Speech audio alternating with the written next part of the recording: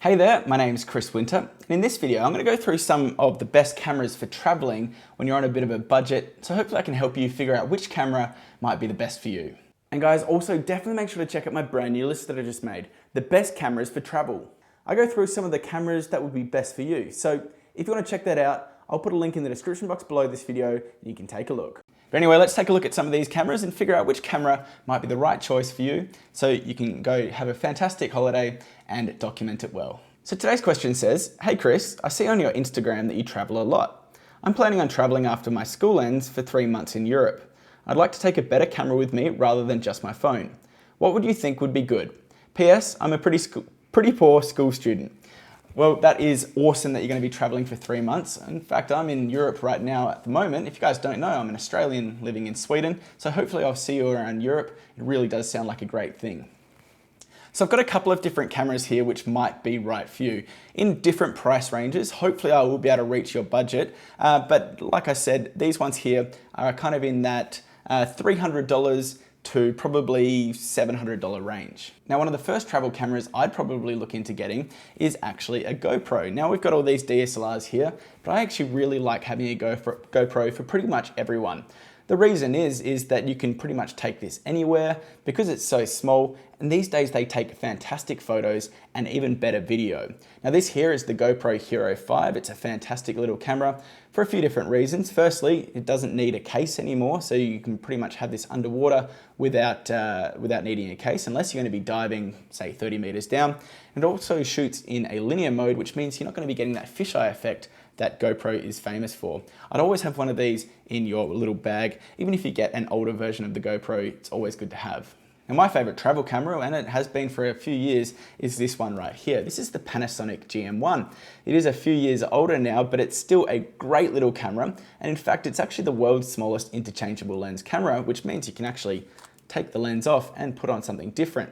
I've got a 20mm lens camera on here right now. And as you can see, this camera here is really, really small. It's actually very pocketable and it takes fantastic shots. I still take this one with me pretty much everywhere I go, and this is definitely one to take a look at. Now, it might be a little bit hard to get these days because they have discontinued the Panasonic GM1, but you might be able to find the Panasonic GM5, which was the successor to this, or also take a look at the Panasonic GF7. That is a similar camera to this, kind of a little bit bigger, but still a great camera. I really do like this line of cameras. In terms of DSLRs, because you are on a bit of a budget, I'll go from cheapest to more expensive. You could take a look at something like the Nikon D3400. This camera here is probably going to be the cheapest one out of the lot right here because it's a few years old. In fact, it's probably something like 5 years old right now. And you can probably pick this one up for around about $150 to $250 at your local pawn shop, essentially. It doesn't take good video. In fact, I don't even know if this one takes video at all, but it does take pretty good photos, especially if you throw a nicer lens on here. So maybe something like a 50mm f1.8, and you're going to be having a pretty good cheap package. If you want something newer from Nikon, I'd take a look at this one here, the Nikon D3400. As you can see, it's quite a small body. I've got a larger lens on here, the 18 to 55mm, but the Nikon D3400 is really a very popular camera for beginners. It's quite easy to use, but it doesn't have a few things that I really like to see, which are maybe a flip out screen or a microphone jack. Again, it would have been nice to see this, but if you do want to shoot Nikon and you're looking for something relatively cheap, this one here is the way to start. Now, if I'm not shooting on Nikon or Panasonic, I'm generally shooting on Canon, and they have quite a large number of cameras which might suit your bill.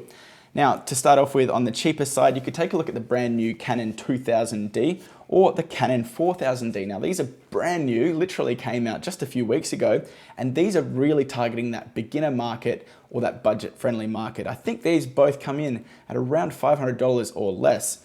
Now, there's a reason for this. They're pretty basic. They don't have flip screens, which again, it's kind of sucky, but they do take really good photos, especially if you throw in a lens like the Yongnuo 35mm or the Yongnuo 50mm. Those lenses alone are just $50 to about $100.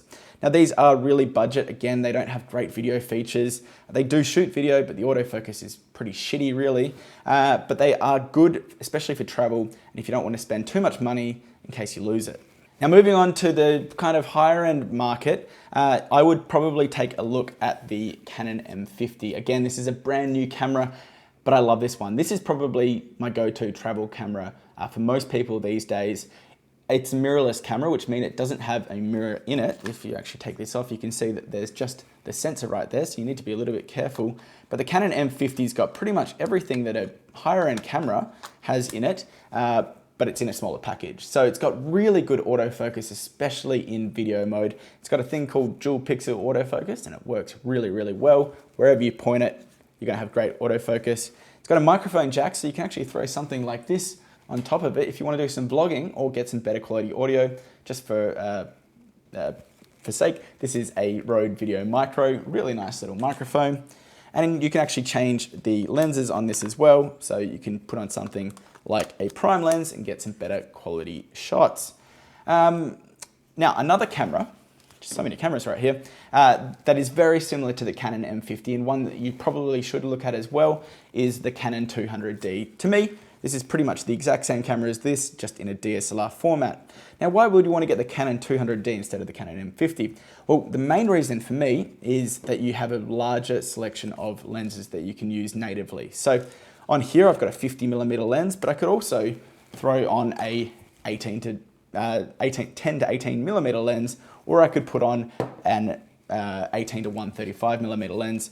Canon have a really large selection of DSLR lenses, and the Canon 200D or SL2 is really one of my favorite cameras. It's also a little bit more sturdy than something like a Canon M50, but definitely take a look at the Canon SL2. I've made lots of videos on this, lots of reviews, so definitely check out my channel for that. And one last option that you could look at on the Canon side is the Canon 70D or 80D. But probably for you, I would say the 70D because it's a lot cheaper because it's a few years older. In fact, I'm actually using the Canon 70D right now, and I still think it's a fantastic camera. I've got one right here, and it's a nice camera. It's a little bit bigger, so generally I'm going to be recommending the smaller cameras. But if you want a really solid camera, take a look at the Canon 70D. So there you go, guys. That were just a couple of different cameras that you could take on your trips. I hope you have a fantastic time. And guys, also definitely make sure to check out my brand new list that I just made, the best cameras for travel. I go through some of the cameras that would be best for you. So if you want to check that out, I'll put a link in the description box below this video and you can take a look. That's it for me, and I'll see you guys in the next video. Bye.